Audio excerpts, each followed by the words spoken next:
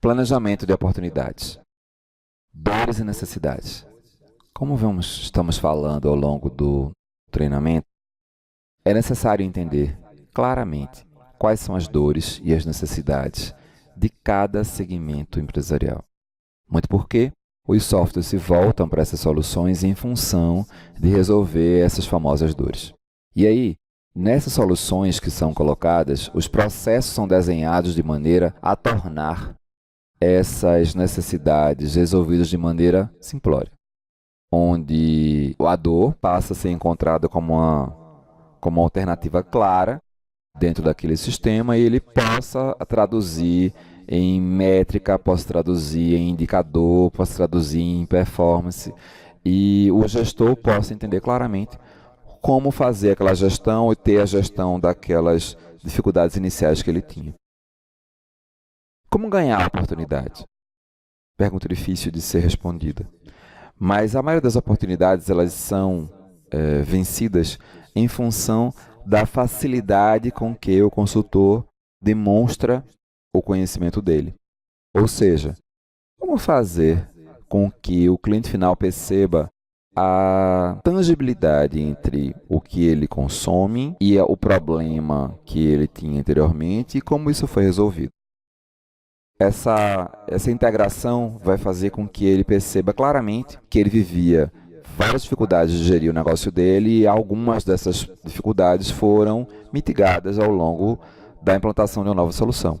Então, como ela foi mitigada e de que maneira ela foi mitigada, precisa ficar claro para ele e essa clareza vem para ele em função do discurso desse vendedor. Ou seja, esse vendedor, esse consultor, precisa ter um foco muito claro em apresentar a dor associada à solução. Então, essa combinação de dor e solução precisa ficar integrada. Outra leitura que precisa ficar importante para poder consolidar é quando a gente está trabalhando com contas antigas, que é o fato de voltar a esse cliente final e repassar com ele os problemas anteriores que ele tinha e se surgiram problemas novos e quais são. Essa correlação vai fazer com que ele relembre algumas dificuldades que ele tinha lá e isso solidifica o conhecimento e a percepção de solução e de valor.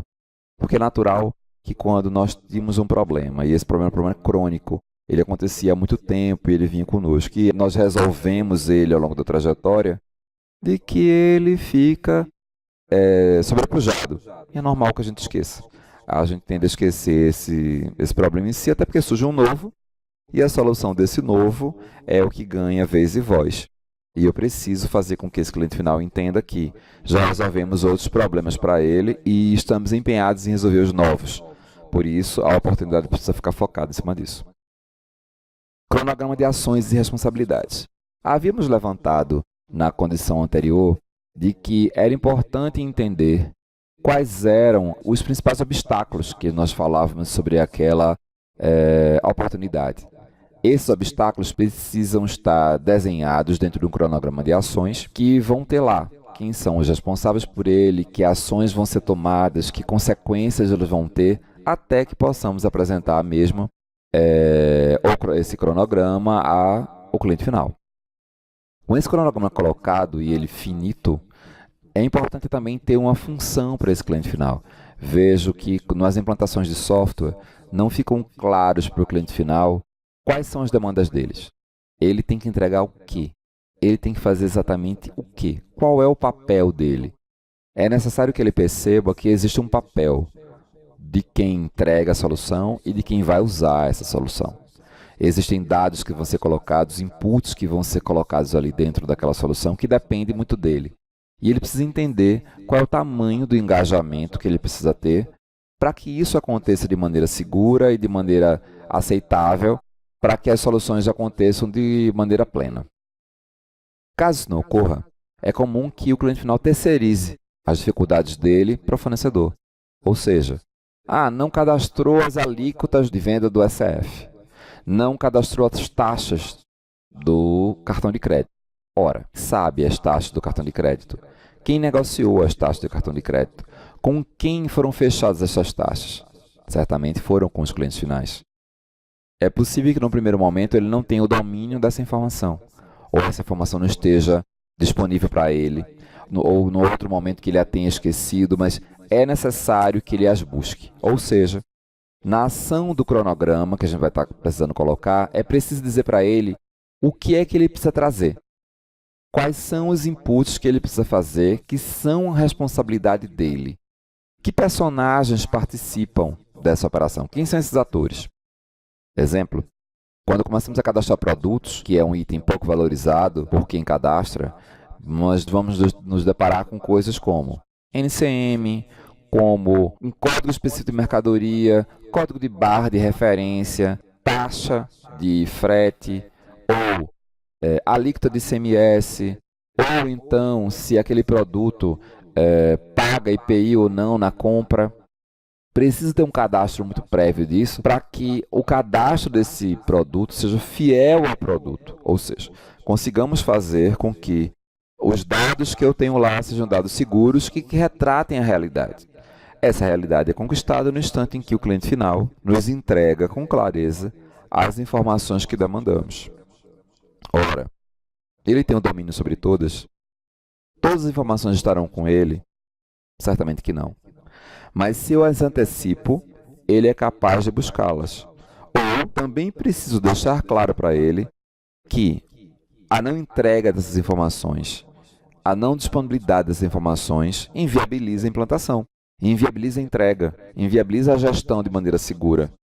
E dessa maneira, posso dividir com ele a responsabilidade sobre aquela oportunidade, para que não fique algo tão concentrado sobre o fornecedor, já que muitas vezes pode não ser responsabilidade dele. Produtos e serviços envolvidos. Ora, se eu vou instalar uma solução na casa de alguém e esse alguém não existe, é uma loja nova que vai ser lançada, passaremos por várias situações. Passaremos por demandas de instalações elétricas, instalações de rede, instalações Wi-Fi, instalações de internet, instalações físicas, em um ambiente, se aquele ambiente tem uma base de concreto muito grande, se permite que sinais trafeguem ou não, se eu tenho o fluxo natural dentro daquele ambiente bem desenhado, da quantidade de pessoas disponíveis, se elas já estão contratadas, se elas já foram treinadas. Então, assim, é um engajamento muito grande com o entendimento desse cliente final para que essa implantação, essa entrega ocorra num momento em que traga a todos resultado palatável e claro. Caso não, vamos incorrer em dificuldades muito recorrentes, porque certamente esse cliente final vai poder começar a citar de que aquilo que ele comprou não foi entregue, o que foi combinado não foi explicitado, de que ele comprou algo e recebeu outro algo. Essa é uma recorrência muito clara dele. Por quê?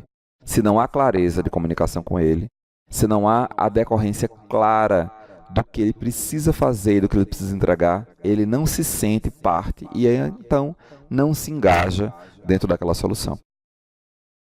Concorrentes e estratégia de ataque. Bem, em empresas de automação comercial, como é o caso das nossas, o concorrente é aquele que entrega uma característica muito similar da sua. Às vezes um vizinho seu, alguém que interage com você naquela operação é clara, e que eu preciso estar a par de qual é a estratégia de ataque. Ou seja, como é que ele faz para proliferar as oportunidades dele e fazer com que ele seja percebido dentro do mercado e lido como alguém com uma capacidade técnica alta e com uma entrega de qualidade daquela capacidade técnica. Para que assim eu como cliente, possa lê-lo como alguém que vale a pena, com quem vale a pena interagir, com quem vale a pena trabalhar e que eu possa consolidar a relação entre oportunidade e preço de maneira mais segura. Decisores, apoiadores e opositores. Bem, esses personagens todos, esses atores, estarão presentes sempre nas organizações.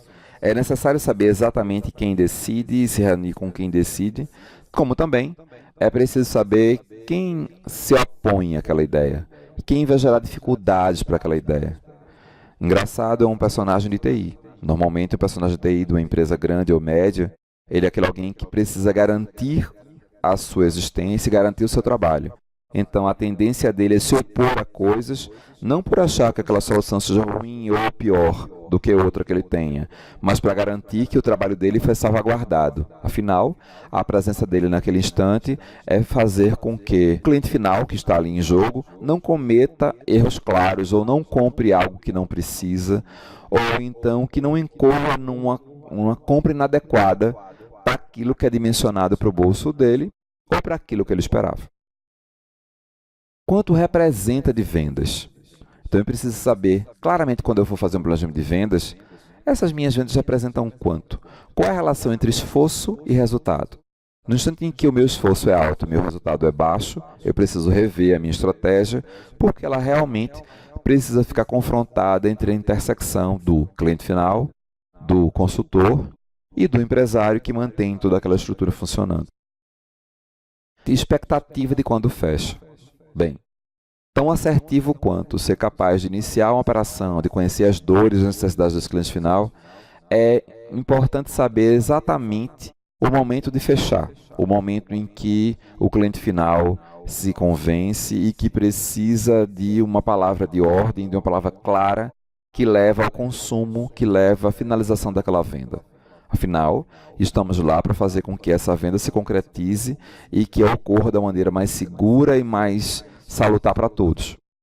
E ela acontece de forma salutar quando esse cliente final compra o que foi expectado dentro do que eu tenho para entregar, no prazo de entrega e num preço que ele considere justo para aquela oportunidade.